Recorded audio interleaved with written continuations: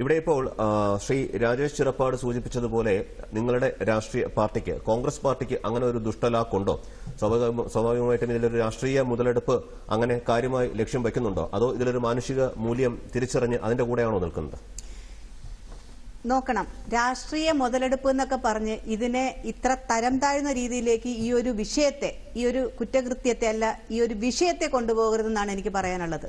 ഞാനൊന്ന് ചോദിച്ചോട്ടെ, പോലീസ് തന്നെയാണ് ചെന്താമര എന്ന് പറയുന്ന ഈ ആളുടെ കയ്യിൽ കൊലക്കത്തി വെച്ചു കൊടുത്തത് എന്നുള്ളതിന് യാതൊരു സംശയവുമില്ല. ഇത്രയധികം തെളിവുകൾ ഇവിടെ കിടക്കുകയാണ്. ജാമ്യ വ്യവസ്ഥ ലംഘിച്ചുകൊണ്ട് അയാൾ ആ ഒരു കൊലപാതക കേസിലെ പ്രതിയെ പഞ്ചായത്തിൽ കയറരുത് എന്നുള്ള ജാമ്യ വ്യവസ്ഥ പോലും വളരെ അത്ഭുതപ്പെടുത്തുന്ന ഒന്നാണ്, വളരെ വിചിത്രമായ ഒന്നാണ്. പക്ഷേ എന്നിരുന്നാലും ആ പഞ്ചായത്തിലേക്കുള്ള ഒരു സർവേലൻസ് പോലും ഈ പോലീസിന് നടപ്പിലാക്കാൻ കഴിയുന്നില്ല എന്നുള്ളതാണ്. രണ്ടാമത്തെ കാര്യം എന്ന് പറഞ്ഞു കഴിഞ്ഞാൽ, ഇയാൾ ആ വീടും 10 മീറ്റർ, ഈ രണ്ട് വീടുകളും തമ്മിൽ 10 മീറ്ററിന്റെ അകലമേ ഉള്ളൂ എന്ന് പറയുന്നത്. ഇയാളുടെ വീട്ടിലിരുന്നുകൊണ്ട് ഇയാൾക്ക് കൃത്യമായിട്ട് ഈ കൊലപ്പെടുത്തിയ ആളുകളുടെ വീട്ടിലെ ചലനങ്ങൾ പോലും നിരീക്ഷിക്കാൻ കഴിയുന്ന രീതിയിലുള്ളതാണ്.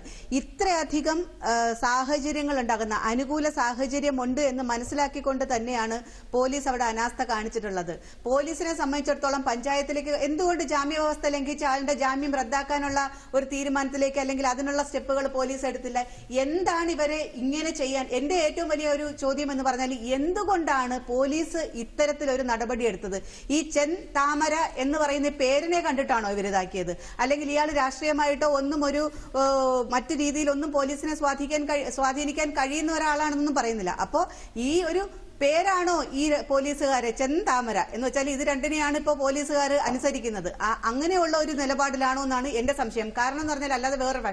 പിന്നെ ഇതിന്റെ അകത്ത് ഏറ്റവും പ്രധാനപ്പെട്ട കാര്യം, എന്തുകൊണ്ട് പോലീസ് ഇതിനെതിരെ നടപടിയെടുത്തില്ല അല്ലെങ്കിൽ ഇതിനെ സർവേലൻസിൽ കൊണ്ടുവന്നില്ല? ഈ ഇത്തരം ഒരു കൊലപാതകത്തിലേക്ക് വീണ്ടും ഈ പ്രതിയെ നയിച്ചു എന്നുള്ളത് തീർച്ചയായിട്ടും പോലീസിന്റെ അനാസ്ഥയാണ്. പോലീസിന്റെ അനാസ്ഥ എന്തുകൊണ്ടുണ്ടായി എന്ന് പറഞ്ഞാൽ, നിരന്തരമായിട്ടുണ്ടാകുന്ന ഇത്തരം കുറ്റകൃത്യങ്ങളിൽ പോലീസ് എടുക്കുന്ന നടപടികൾ ഇങ്ങനെ തന്നെയാണെന്നുള്ളതും ഇതിന് എന്തായിരിക്കും അവർക്ക് കിട്ടുന്ന ശിക്ഷാ നടപടികൾ എന്നുള്ളതും, കേവലം ഒരു സസ്പെൻഷനോ അല്ലെങ്കിൽ കുറച്ചും കൂടെ കഴിയുമ്പോഴത്തേക്ക് അവരെ പ്രൊമോഷൻ നൽകി ആദരിക്കുകയോ ഒക്കെ ചെയ്യുന്ന ഒരു നടപടിയിലേക്ക് പോകുന്നു. അവർ വിചാരിച്ചു വെച്ചേക്കുന്നത് ശ്രീ പിണറായി വിജയന്റെ ഭരണകാലത്ത് അവരുടെ ജോലി എന്ന് പറയുന്നത് AKG സെന്ററിൽ നിന്നുള്ള തിട്ടൂരം നടപ്പാക്കുക, അല്ലെങ്കിൽ അവിടെ രാഷ്ട്രീയക്കാരെ അടിച്ചമർത്തുക, രാഷ്ട്രീയ സമരം നടത്തുന്ന. ഇവിടെ നവകേരള യാത്രയുടെ സമയത്തൊക്കെ DYFIക്കാരെയും പോലീസിനെയും കൊണ്ട് രക്ഷാപ്രവർത്തനം നടത്തിയല്ലോ മുഖ്യമന്ത്രി. ഞാൻ ചോദിക്കട്ടെ, ഈ മുഖ്യമന്ത്രി പോകുമ്പോൾ എത്ര പോലീസ് വാഹനങ്ങളുടെ അകമ്പടിയോടെയാണ് പോണത്? ആർക്കാണ് ഈ മുഖ്യമന്ത്രി എന്തെങ്കിലും ചെയ്യാനുള്ളത്? കൂടിപ്പോയ ഒരു കരിങ്കടി കാണിക്കുമായിരിക്കും, അല്ലെങ്കിൽ ഒരു കല്ലെടുത്ത് എറിയുമായിരിക്കും. ഇതിനപ്പുറം അദ്ദേഹത്തിനെ കൊല്ലാനൊന്നും ആരും പോണില്ലല്ലോ. അങ്ങനെ പോലും അദ്ദേഹത്തിന് അപ്പൊ സ്വന്തം കയ്യിരിപ്പ് കൊണ്ട് പേടിയുണ്ട് ആരെങ്കിലും എന്തെങ്കിലും ചെയ്യുമെന്നുള്ളത്.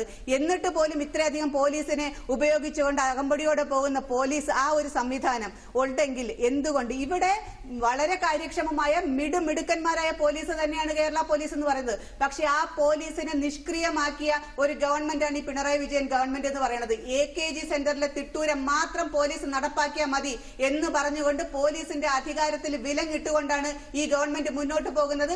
ഇങ്ങനെയാണ് പോകുന്നതെങ്കിൽ ശക്തമായ പൊതുജന സമരമുണ്ടാവും. രാഷ്ട്രീയ പാർട്ടികൾ അതിൽ ഇടപെടും. പ്രതിപക്ഷ രാഷ്ട്രീയം ഇതിൽ ഇടപെടുക തന്നെ ചെയ്യും. അതിൽ രാഷ്ട്രീയ തരംതാഴ്ച എന്നൊന്നും പറഞ്ഞ് അതിനെ നിങ്ങൾ വേറൊരു രീതിയിൽ അതിനെ വ്യാഖ്യാനിക്കുകയൊന്നും വേണ്ട. തീർച്ചയായിട്ടും ഇവിടെ നടക്കുന്ന ഇത്തരം സംഭവങ്ങളിൽ രാഷ്ട്രീയക്കാർ ഇടപെടും. പ്രതിപക്ഷം ശക്തമായിട്ട് തന്നെ ഇടപെടും. കോൺഗ്രസ് പാർട്ടി ശക്തമായിട്ട് UDF ഇടപെടും എന്നുള്ളതിന് യാതൊരു സംശയവും വേണ്ട. അതിന് നിങ്ങൾ എന്ത് ദുർവ്യാഖ്യാനം കൊടുത്താലും ഞങ്ങൾ ജനങ്ങളുടെ സ്വത്തിനും ജീവനും സംരക്ഷിക്കുന്നവരുടെ ഭാഗത്താണ്. ആ ഭാഗത്താണ് ഞങ്ങൾ നിൽക്കുന്നത്. അല്ലാതെ AKG സെന്ററിൽ തിട്ടൂരം നടപ്പാക്കാനാണ് പോലീസ് തുനിയുന്നതെങ്കിൽ ഇനി അത് ഈ കേരളത്തിൽ നടപ്പാവില്ല.